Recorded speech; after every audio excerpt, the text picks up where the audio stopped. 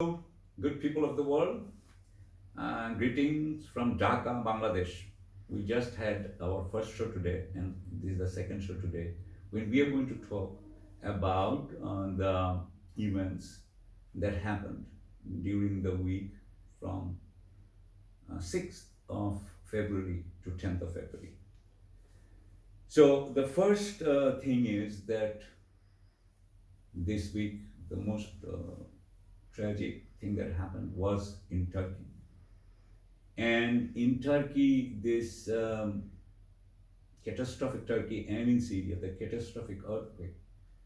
We in Bangladesh, when we read about it, the first thing that comes to our mind is that we get scared about Bangladesh, about Dhaka and Chittagong in particular, because we in Bangladesh are situated on and around some fault lines. Because you see, in Bangladesh, on our west is the Indian tectonic plate, on the east is the Burmese tectonic plate, and on the north is the Tibetan tectonic plate. And so we are in the confluence in the where these three tectonic plates have met. We are there and around it. So Bangladesh in Dhaka, I don't know whether you know it or not, Dhaka is a city of 22 million people. And it has an area of only 300 square kilometers. So in every square kilometers, the population is about 34,000. In Turkey, many of the houses had collapsed like pancakes. And why? Because they think that they are finding a thing there, that these did not have the seismic reinforcement that was necessary. Otherwise, the building should be at least partially standing and partially damaged. In Dhaka, I tell you, I think most of the houses, I am so afraid for their, I don't think they are suitable. Then we have another complicating factor. In Dhaka, a lot of this area was actually low-lying water, this marsh area. And this marsh area has been filled up. And I think if God forbid, I pray to God that we do not have this earthquake in Bangladesh. Because there is a chance we are on a risky area and our government is completely helpless. I mean, because of their incompetence. Because what happens is when an authoritarian government runs the show, everything becomes all the edge wears off. They become blunt because being blunt is easy to do. That's what pays. So in our country, the first responders have almost no respect. They are neglected. So I am really concerned, and I hope that we will take that. This is how we in Bangladesh are looking at the earthquake in Turkey.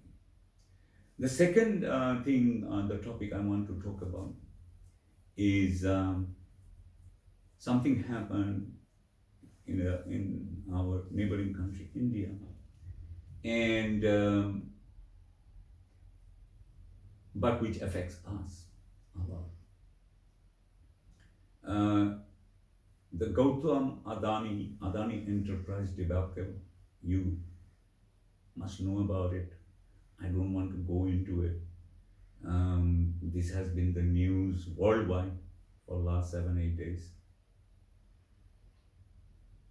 What I wanted to say is that this is connected with Bangladesh.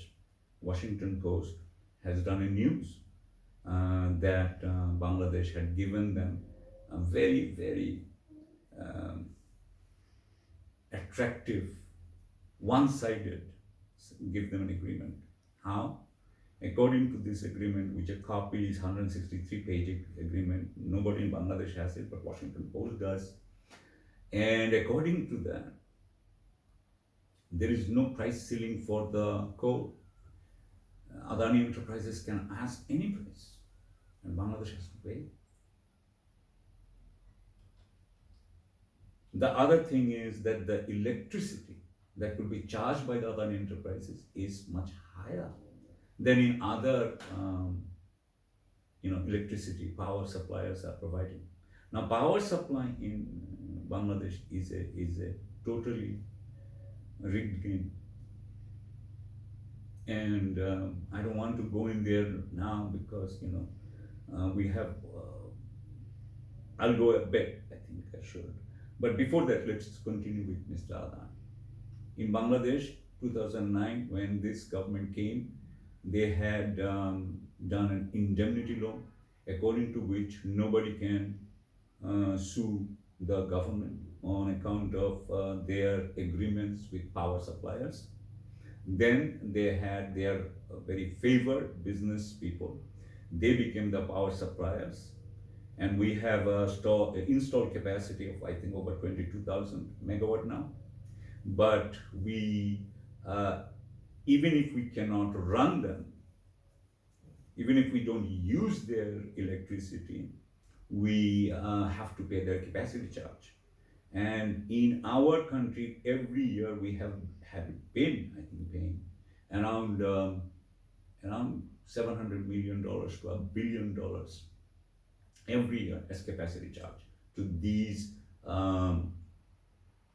plants, which we didn't need, but which the government entered. I think that this is one way to change money, to transfer money from one hand to another. So in that context, we have to see Adani Enterprises. In this on this issue, Mr. Rahul Gandhi of Congress, the leader of the opposition, if I'm not mistaken, he had on 7th of February, on Tuesday, he had raised this question that what was, Mr. Narendra Modi's role in getting the Adani Enterprise this one-sided, very lucrative deal. By the way, if we do not buy one unit from Adani Enterprises, we will have to pay $450 million, as far as I know, the capacity charge. And by the way, we have signed an agreement with IMF, because we don't have any more dollars, or almost none, that we get what, we get $450 million every 6 months, I think. So you understand, the imbalance that we are going through. Yes, this Adani Enterprises are asking for the coal for $400 a ton, which is 60% more, because Bangladesh pays $250 for others. And this was the news this week. Bangladesh Power Development Board had asked Adani Enterprises to reduce the price from $400 to $250, and the last news is that Adani Enterprise has refused. And why? Because according to agreement, they don't have to abide by, abide by any request from Bangladesh. In the meantime, our energy advisor, Mr. Dr. Tawfiq Chaudhry, who is actually number 2 in energy management after our Prime Minister, he refused to say anything about Bangladesh government's discussion with Adani Enterprises. So I think this is another instance of our government, Sheikh Hasina, had following Narendra Modi um, against, I would say, the national interest. And we can see by this one agreement that how national interest was not upheld by the present government, which remains in spite of the rigged election. As a matter of fact, I want to tell you this, that this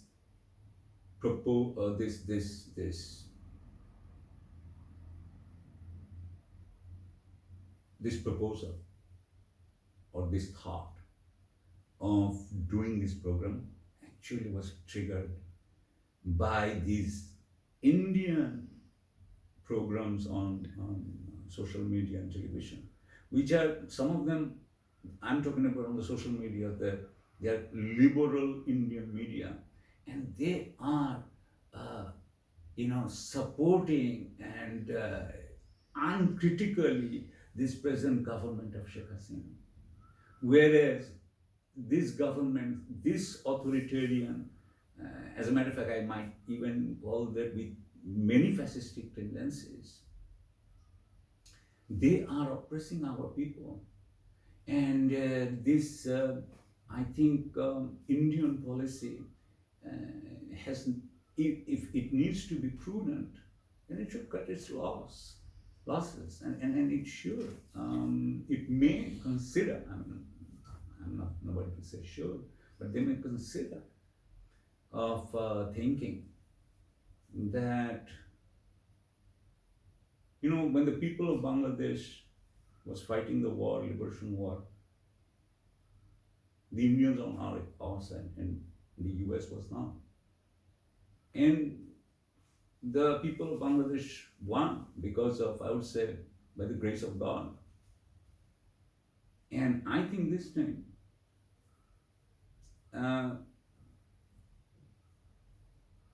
in our war of or struggle for getting our political rights back, to get a democracy back, in that struggle, if United States is on our side, on the side of the people, of the peasants, the Bengali Muslim peasants of Bangladesh, and if India is on the other side, I think Bangladesh people will win again.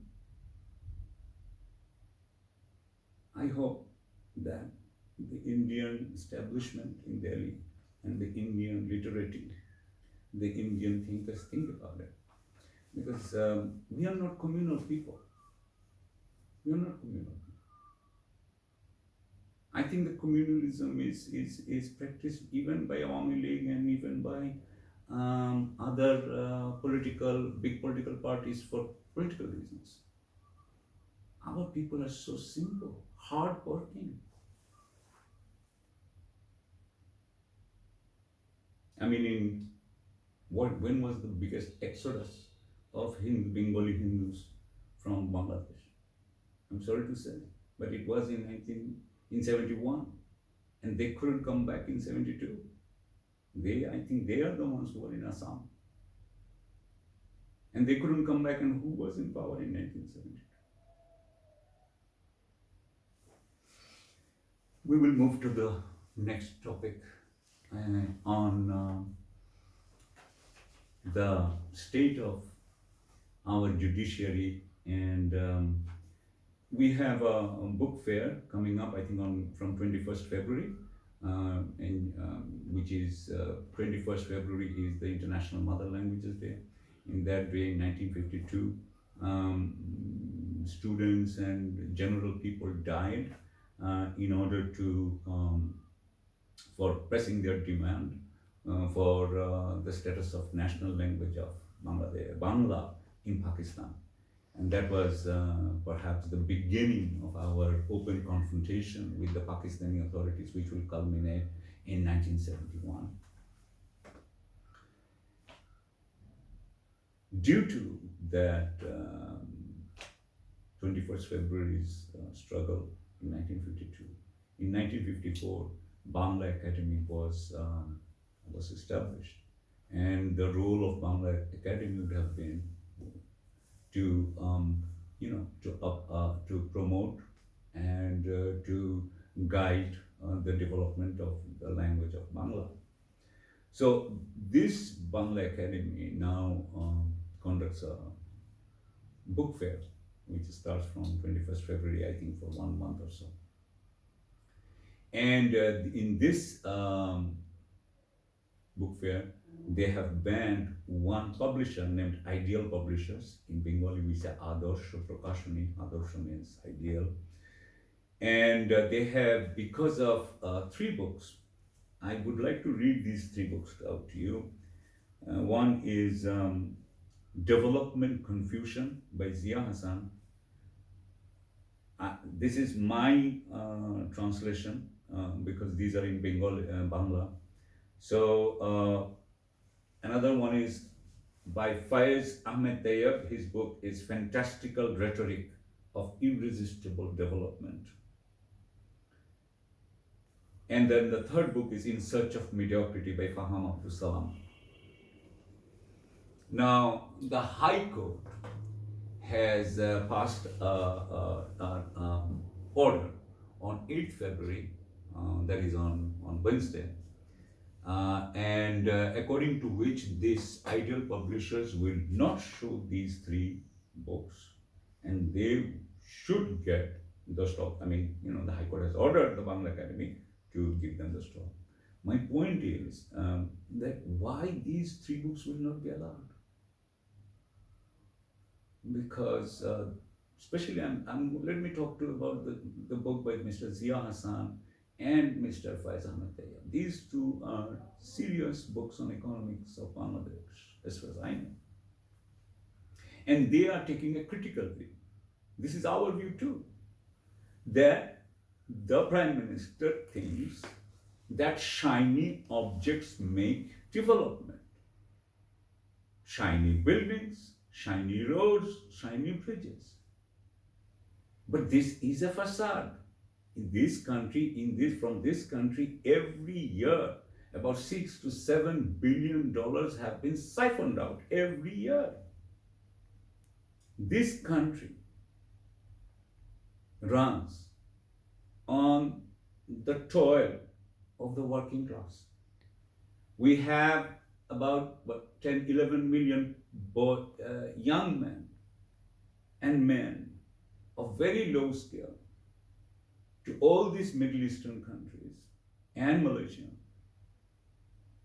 and many of them are in Europe and also in America. Many of them had drowned in the Mediterranean, also in the Bay of Bengal. We do not know how many. These are the men, and nowadays also increasingly women, that go out and earn the dollars that fuel this country's consumption. And again, with that we have our factory workers. The factory workers who produce the apparel for the world. And then we have the agriculture. In this 55,000 square miles, we almost feed our 170 million people. We do import some, but we do. This is the main drivers. And in that, we have an authoritarian government, which has a huge government, which increased its expenditure, I think, by 5 times between 2010 and 2022, in 12 years, without any war, without any insurgency, without any PIP. We have a white elephant on top of us. So our economy, and right now we are suffering. Right now we don't have we have foreign exchange shortage, crush. We will have the azan going at this time. Please don't mind it. We will continue.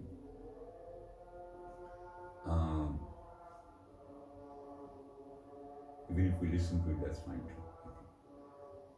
But the country's economy, which is being, I'll give you a line which it comes to me from a book written by Levitsky and Zindblad, if I'm not mistaken. I think it's like How Democracies Fall. There it is written that when government has police and the court, and then they have the then they can have the mass media. Once they subjugate the mass media, they have the country. So bad loans, corruption, rampant corruption, and dollar flight. This is what has happened. All these dollars are in different countries. So, we will talk about them later on maybe. And now Bangladesh is in a crunch for dollars. So in that context, these books are actually a breath of fresh air. But this is not being allowed, and I think that also says that how much our freedom of thought is being upheld by our court. I would like to say two more things just quickly, or two more because I have to, because I have just showed you, I want to tell you about a lady named Delowara Begum. On 3rd February, she had died. Delowara Begum, because we were talking about garments, and these are the girls who earn our, our exports with their toil. She was a garment factory worker. Then she left the job. She went to Muktagacha, which is north of here in Dhaka, in Mymensingh, and she became a tea stall owner. There was another tea stall owner named Alfaz. They had a relationship. Alfaz promised marriage, but then later reneged. Now, Delowara, she wanted to sue, I think, Alfaz for fraud and ancillary, whatever, the charges. But the local political leaders, they, they resolved that that Alfaz, I think, will pay them 160,000 taka, roughly $1,500.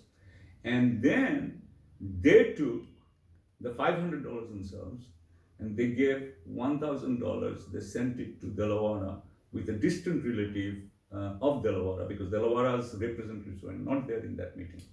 So the local leaders did it that way. So they took 500, gave $1,000 to Delawara. When the local local ward president of the ruling party, he came to know about this, that Delawara has gotten $1,000.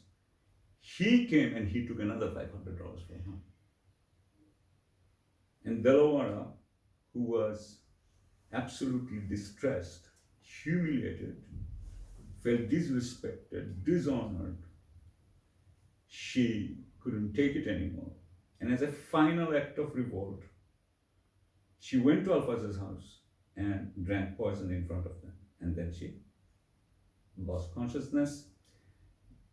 I think there were some people around, they dumped her body, which she was alive, but they dumped her body in the bazaar. From the bazaar, some people took her to Mymensingh Medical College, and on 3rd of February, she succumbed to her injuries. And I know, I'm just telling you because nothing will happen out of this. So I'm not saying that this is another story I want to tell everyone, that this is how politics has been played in our grassroots for the last 50 years. And this has to stop too. And finally, because we started with Adani, Bangladesh is giving $450 million capacity charge even if they don't buy one unit On 8th February, Wednesday, um, Mr. Ariful Islam, a young man, and he is from Maheshpur in Chineda, which is west, close to the border. He and 4 or 5 of his friends, they went on the other side. There is a Omarpur village, and when they were in the ground, the main ground of Omarpur, um, the border security force started shooting at them, and Ariful was shot and died on the spot, and his friends fled. This has been confirmed by the 50th Bangladesh Border Guard uh, commanding officer, Lieutenant Colonel Pervez. He confirmed that he had contacted the Border Security Force of India, but they didn't receive any confirmation until the report was being written. But you see, as I said, uh, it they shot at him from a distance without telling him to stop. And you know, when you look at all those cases I will tell you one thing. When Ariful and his friends, when they were, going to the other side of the border, it looks like that it was not a reckless thing. It was a common thing. Why would these 4 or 5 young men will go if it was risky? It doesn't look like it was risky. This is the way it goes, and I think this was a random that the border security force has saw them, and then they fired from a distance. Bangladesh-India border, which is from India, has given totally barbed wire it. It is one of the most violent borders, like deaths for Bangladeshi people, boys and girls. It has come down, but it's still going on. And I thought that this is we would talk about Ariful when we are talking about Adani. And finally, I have got final one thing to say, that on the same day, I think on 8th February, 7th or 8th, 9 embassies in Bangladesh have gotten together to form Media Freedom Coalition Diplomatic Network. The countries are US, UK, Canada, Denmark, Germany, Netherlands, Norway, Sweden, and Switzerland.